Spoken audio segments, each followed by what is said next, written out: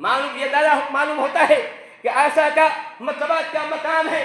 عائشہ وہ خاتون ہے، آپ فرماتی ہیں کہ آپ صلی اللہ علیہ وسلم کہ مجھے یہ بہت سے شرف حاصل ہوئے ہیں، اس میں ایک شرف مجھے یہ بھی حاصل ہوا ہے کہ نبی کا انتقال جو ہوا تھا میرے گھر میں ہوا تھا، میری باری میں ہوا تھا، میرے گود میں ہوا تھا.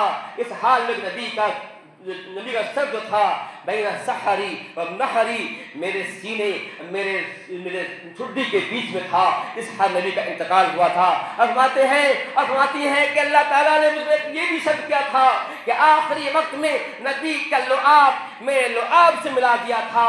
وہ یہ ہوا کہ آپ صلی اللہ علیہ وسلم جو ہے مرض الموت کے اندر تھے، بہت کمزور ہو گئے تھے، چلنے کی طاقت نہیں تھی، چلنے کی طاقت نہیں تھی، اپنے بستر پہ پڑے ہوئے تھے، بہت ہی کمزور تھے. اسی اثنا میں حضرت عبدالرحمن بن ابو بکر آتے ہیں، ان کے ہاتھ میں مسواک ہوتا ہے. آپ صلی اللہ علیہ وسلم کو دیکھتے ہیں لیکن اتنی ہمت نہیں ہے کہ کہہ سکے کہ اے ابو بکر، اے عبدالرحمن مجھے مسواک دو. حضرت عائشہ دیکھتی ہے کہ نبی کی نگاہ جو ہے مسواک پہ پڑ رہی ہے. آپ فرماتے ہیں، آپ پوچھتے ہیں رسول اللہ صلی اللہ علیہ وسلم کہ آپ کو مسواک چاہیے؟ اب اشارہ کرتے ہیں ہاں. آپ حضرت عائشہ جو ہے ابو بکر سے مسواک لیتی ہیں، نبی کو دیتی ہیں کہ اب مسواک کیجیے. نبی منہ میں ڈالتے ہیں اور چبانے کی کوشش کرتے ہیں لیکن چبا نہیں پاتے ہیں. مسواک کی کوشش کرتے ہیں، کوشش بنا نہیں پاتے ہیں. ایسا اس مرحم کو دیکھتی ہیں ان کے جو ہے کہ نبی صلی اللہ علیہ وسلم جو ہے اتنے ناتواہ کمزور ہو گئے ہیں کہ مسواک کو چبا نہیں پا رہے ہیں. آج نبی کے ہاتھ سے اس مسواک کو لیتی ہیں، اپنے منہ میں ڈالتی ہیں، اپنے دانت سے اس مسواک کو نرم کرتی ہیں، کوچی بناتی ہیں، پھر نبی صلی اللہ علیہ وسلم کے ہاتھ میں دیتی ہیں. اب لیتے ہیں جتنا چاہتے ہیں، جتنا دیر چاہتے ہیں اس مسواک کو دانت پر پھیرتے ہیں. آپ صلی اللہ علیہ وسلم جو ہے کہتے ہیں پانی لاؤ. حضرت عائشہ پانی بہاتی ہیں، اس پانی سے آپ صلی اللہ علیہ وسلم جو ہے چہرے کو دھوتے ہیں، پھر دھوتے ہیں، پھر کہتے ہیں اللہ رفیق الاعلیٰ، اللہ رفیق الاعلیٰ کہتے ہیں. آپ کا انتقال ہو جاتا ہے. یہاں تک آج فرماتی ہیں کہ مجھے یہ شرف حاصل ہوا کہ آپ صلی اللہ علیہ وسلم کا جو ہے لعاب، میرا لعاب آخری وقت میں مل گیا. یہ مجھ پر یہ بھی اللہ کا رحم ہے، میرے بھی اللہ کا کرم ہے. میں کتنے اللہ عائشہ پہ کتنے کرم ہیں. لمبی اس کی فہرست ہے، لمبی اس کی داستان ہے. میں نے کہنا چاہتا ہوں عائشہ عنہا وہ خاتون ہے جو مفسر قرآن ہے.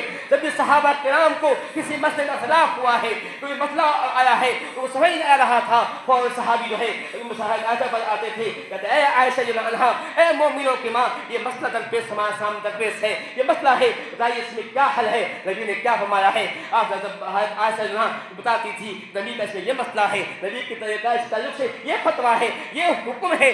صحابہ کرام جو ہے ہر موڑ پہ جب بھی کوئی مسئلہ آیا ہے نبی صلی اللہ علیہ وسلم کی جو ہے بیوی عائشہ کے پاس گئی ہے. یہی وجہ ہے کہ محدثین کہتے ہیں کہ علم حدیث کا بلکہ علم شریعت کا چوتھائی علم عائشہ کو اکیلے ہے. چوتھائی علم عائشہ کو اکیلے ہے، اکیلے عائشہ کو چوتھائی علم ہے، اور 3 حصہ جو ہے پورے صحابہ بتا ہوا ہے، نبی کے دوسری بیوی بتا ہوا ہے. یہ ان کا مقام ہے، مرتبہ ہے. اس سے خاتون کے بارے میں بدزبانی کی جائے، ایسے لوگوں کی زبان کھینچنی چاہیے، یہ حق بنتا ہے.